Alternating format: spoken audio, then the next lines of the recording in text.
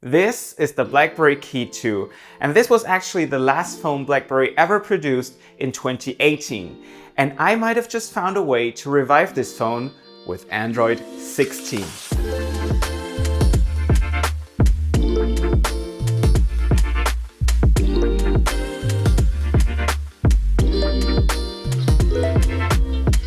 Hey guys, it's me, Ole, and yes, you've heard right. But let's start from the beginning. The BlackBerry KEY2 is the successor to the BlackBerry KEY1, a phone I really liked back in the day and really enjoyed it. And then in 2018, BlackBerry came out with the KEY2. And when it was new, I didn't really enjoy it as much as I thought I would. The camera just wasn't as good as the previous one, and the overall specs just weren't good enough for a flagship in 2018. But I always loved its design, especially in this silver colorway, the way it looks with the black accents, how thin it is, how light it is.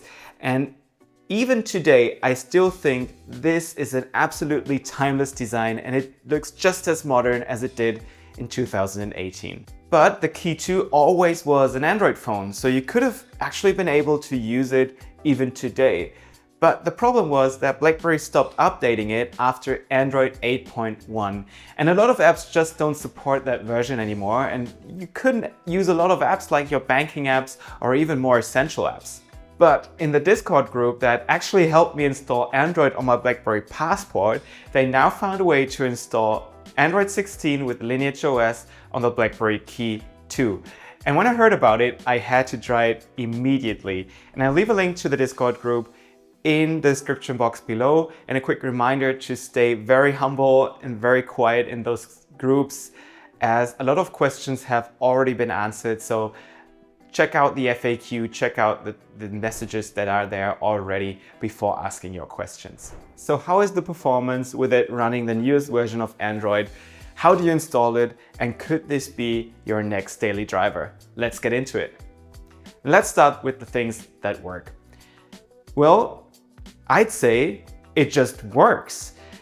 Performance-wise, you don't have a lot of problems. Of course, you have a hiccup here and there and sometimes it stutters, but considering that this phone is 8 years old and it is of course not a flagship of 2026 or anything near that, it's still very usable.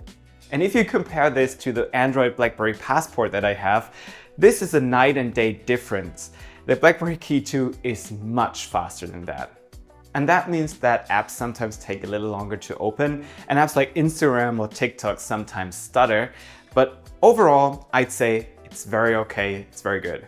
Battery life on this phone, since I've installed Android 16, is phenomenal. This phone was turned off for years and sitting in a drawer, and I revived it, installed Android on it, and the battery life just is so good. I have no problem with it whatsoever. I can use it for a full day and yeah, it just works.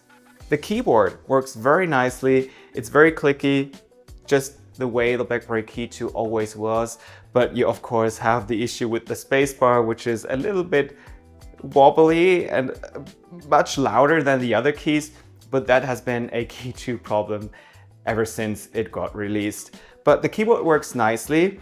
I installed a different app to improve the keyboard functionality, but this is only for English at the moment, and I think it's Russian. I'm not quite sure, but I'll leave a link to that keyboard software in the description box below.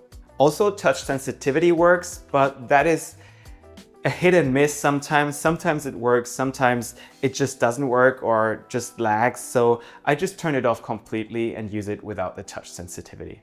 And also the backlight on the keyboard works without a problem. It turns on when it goes below 50% brightness on the screen, turns off when you go over it. So it's very cool. The fingerprint sensor in the spacebar works and I had no issue with it.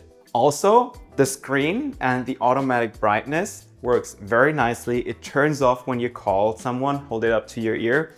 And even the notification LED works without a problem.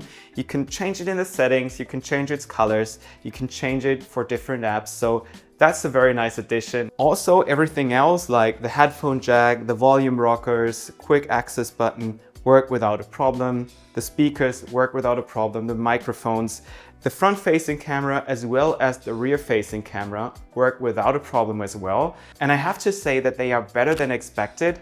Of course, they are nowhere near a modern smartphone, and I didn't really like the quality back in 2018 already. But to take an occasional selfie or to take an occasional photo of a document or like receipts that you have to take to bookkeeping, it's completely fine. And now this is what the back camera looks like on the BlackBerry KEY2 running Android 16. And this is what the image stabilization looks like here. Network-wise, it only supports LTE, no 5G, but it does support voice over LTE, and I didn't have any problem connecting to my mobile network or Wi-Fi or Bluetooth in that regard. So that has been very nice. Also, Android Auto works wired and wirelessly without any issues, which is nice. Of course, sometimes it's just a little bit slower, but still everything works. Also, calls work without a problem. As I said, the proximity sensor works when you hold it up to your ears, so you don't press any more buttons. Sound from the ear speaker is okay, and the people on the other end hear me very clearly, and they said it's about 80% up to the quality of a modern iPhone. So I only tried this phone with Android 16 for the past 2 or 3 days, but for the time that I've been trying it and using it, I have to say it's much better than expected, and I really enjoy using it again because you have that tall screen, you have a nice keyboard, it's so light in your pocket, you have USB-C so you don't need a different cable, and even have a 3.5mm headphone jack to use it as an iPod. And then you can even take it to your car and have Android Auto running. So yeah, if you have a KEY2, it's a no-brainer to do this installation on your phone because in my opinion, it just lifts it to another level. On my phone, I have the Niagara launcher installed. That's what I install on all my phones. So if you want to know how I set up my phones with the launcher and my app packs and the wallpapers, let me know in the comment section below. And before I tell you about the installation on how to do this, make sure you subscribe to my channel to stay updated with the newest videos about BlackBerry's niche phones and unusual technology.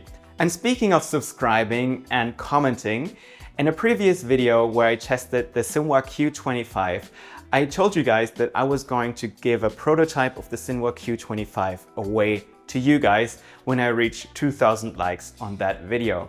And click here to watch that specific video. Problem was, I never really reached 2,000 likes.